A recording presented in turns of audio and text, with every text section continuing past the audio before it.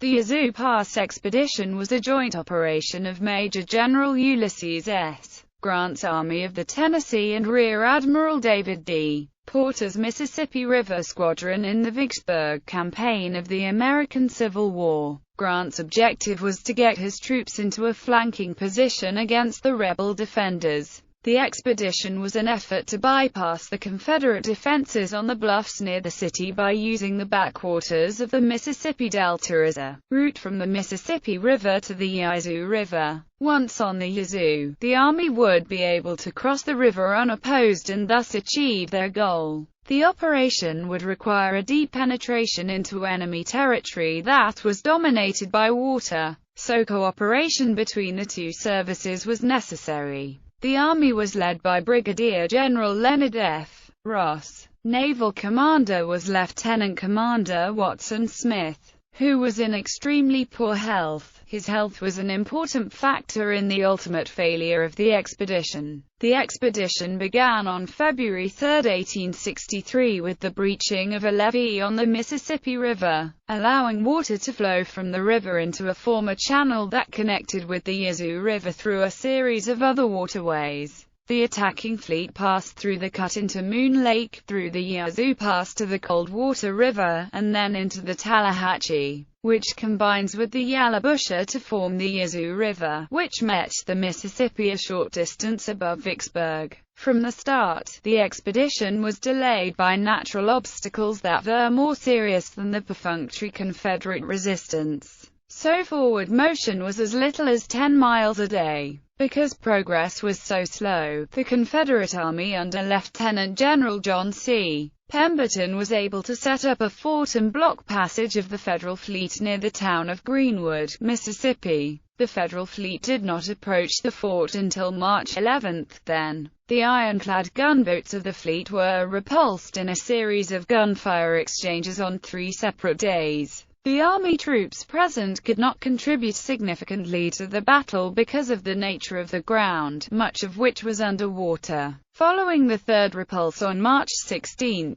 Lieutenant Commander Smith's health failed him completely, and he turned command over to Lieutenant Commander James P. Foster. Foster and Ross decided to withdraw to the Mississippi. They were temporarily persuaded to try again when they met reinforcements for the Army, but they resumed their retreat when the new Army commander, Brigadier General Isaac F. Quinby, saw the futility of further attacks. The entire force had returned by April 12, and the expedition was over. Background: the Vicksburg campaign was bogged down in early 1863, following the repulse of the Union forces under Brigadier General William T. Sherman at Walnut Hills late the previous year. Major General Ulysses S. Grant wanted to keep his troops busy until he could begin active campaigning later in the spring, so he ordered them to undertake several moves that would give the appearance of activity but would not bring on a major battle. Grant, writing in his memoirs long after the event, stated that he did not have great confidence that any of them would prove successful, although he was prepared to take advantage of them if they did.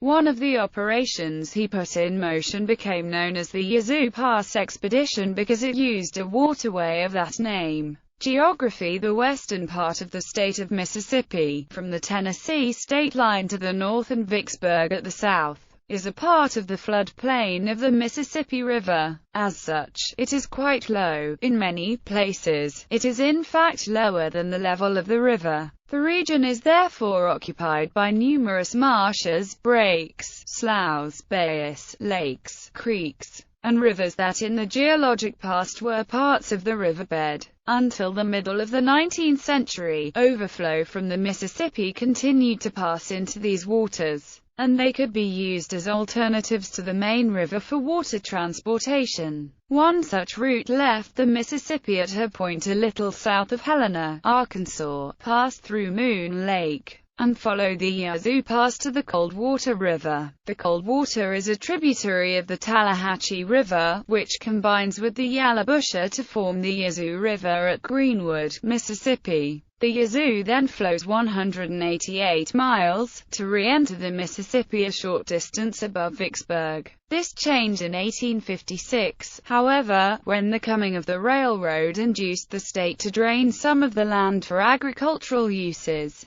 To that end, they built artificial levees to confine the river to its main course. Deprived of its principal source, the water level behind the levee dropped as much as 8 feet. Preliminaries. The Army and Navy had distinct, but not incompatible, reasons to get their forces to the east of Vicksburg. Grant wanted to get to his soldiers onto dry ground with no rivers between him and the Confederate defense. Once that was done, he believed that he could flank Pemberton's Confederate army. At the same time, he could divert a part of the expedition up the Yazoo River to destroy a railroad bridge that was enabling the enemy to threaten his own line of communications. Porter's purpose was to use his armored gunboats to destroy rebel shipping at Yazoo City. He emphasized that in any enemy ironclads must be destroyed, if possible on the stocks. Although the two services had divergent goals, this did not affect the expedition adversely. Its ultimate failure is ascribed to other causes.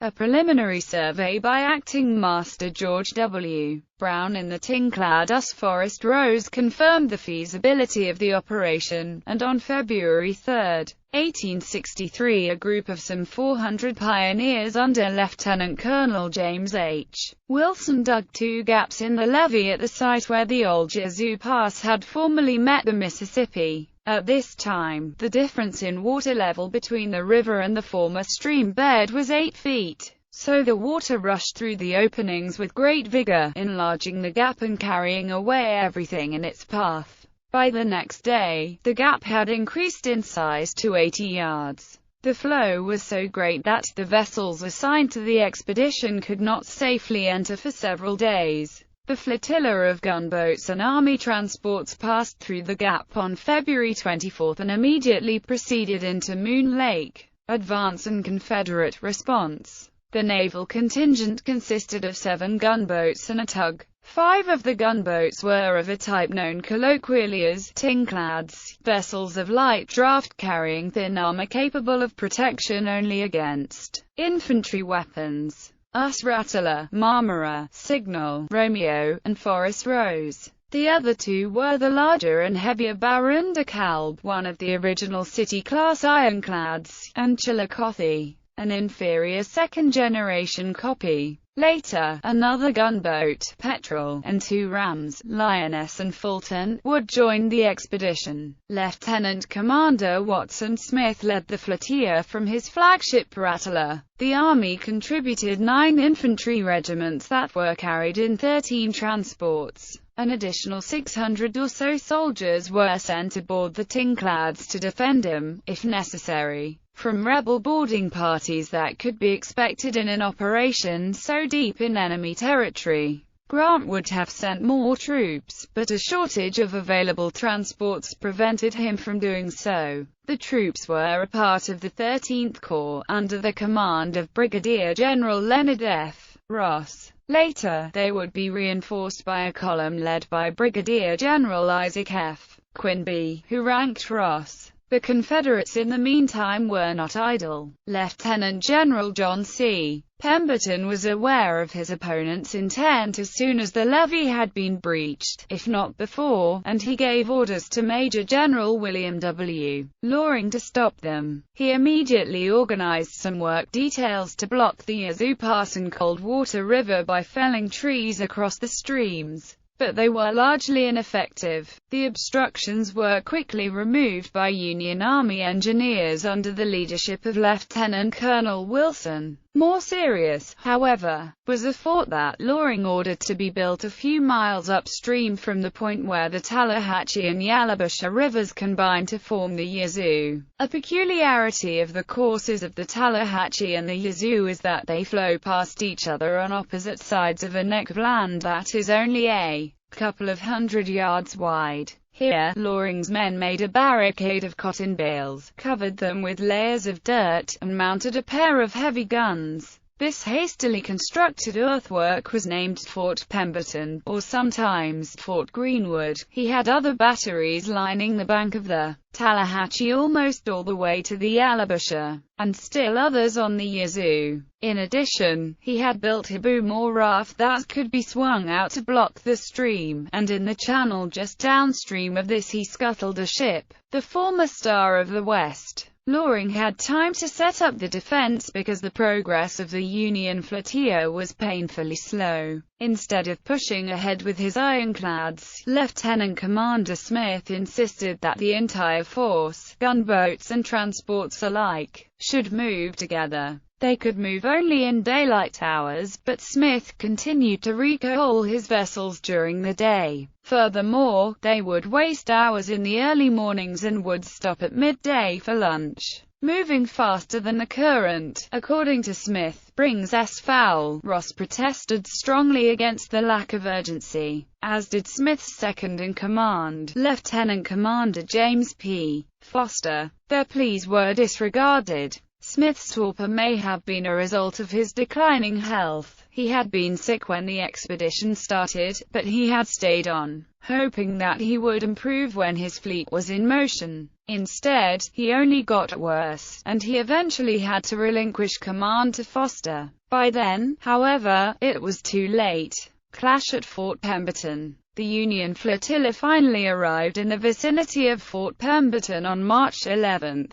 More than 5 weeks after the levee at Yazoo had been breached. A probe sent out by the Army, accompanied by Chillicothe, found that the terrain near the fort was too marshy to support an attack by infantry. The attack would have to be carried out by the gunboats, aided by whatever artillery could be brought ashore and brought to bear. Not even all of the gunboats could participate, because the river was rather narrow. Only 2 boats could engage at a time, and these only bows on to the enemy. The initial probe was followed by a more determined bombardment by Chillicothe and Baron de Kalb. In this action, Chillicothe sustained the most serious injury of the operation. A shell from Fort Pemberton passed through one of her gun ports while the 11-inch gun was being loaded, striking the shell and causing both to explode. The gun itself was not harmed, but 14 members of the gun crew were killed or wounded. Another man was killed by a later hit.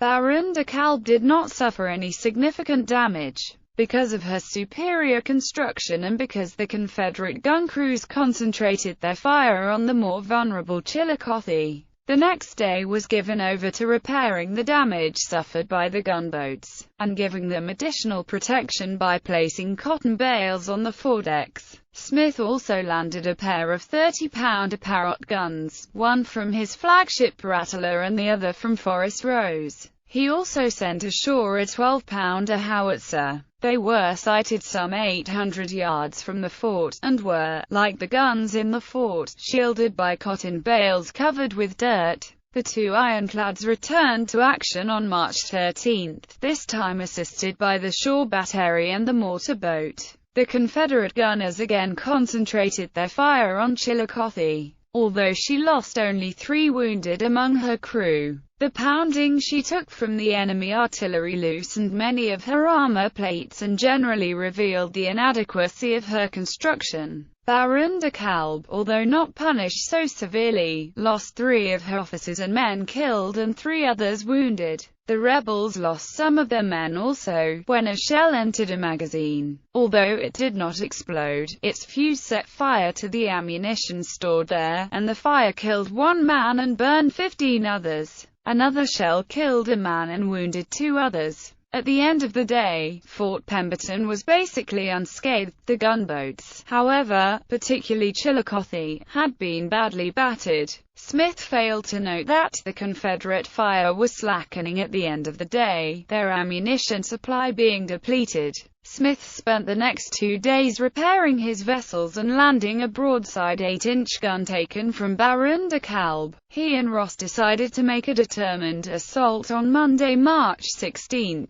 The ironclads would be pushed closer to Fort Pemberton than before in order to be better able to silence its guns. They would advance side by side with the mortar boat lashed between them. Infantry would follow in tinclads behind them, ready to go ashore as soon as the guns in the fort were knocked out and a suitable landing place could be found. The planned attack collapsed almost immediately when a series of shot or shell hit Chillicothe's casemate. The impact buckled the armor plates in such a manner that the gun port stoppers could not be raised. Chillicothe was forced to retire, and Smith decided to pull the relatively undamaged Baron de Kalb out of action also. That was essentially the end of the Union effort. Foster and Ross decided together that further effort would be futile, so the flotilla began to withdraw the next day. They had not gone far when they encountered a group of Union transports bringing in reinforcements under the command of Brigadier General Isaac F. Quinby, whose appointment predated that of Ross and who therefore ranked him. Quinby ordered Ross to go back down the river to renew the attack, and he persuaded Foster to accompany him. A few desultory probes were launched in the next several days, but Quinby found what Ross already knew, that the land was unsuitable for an infantry assault.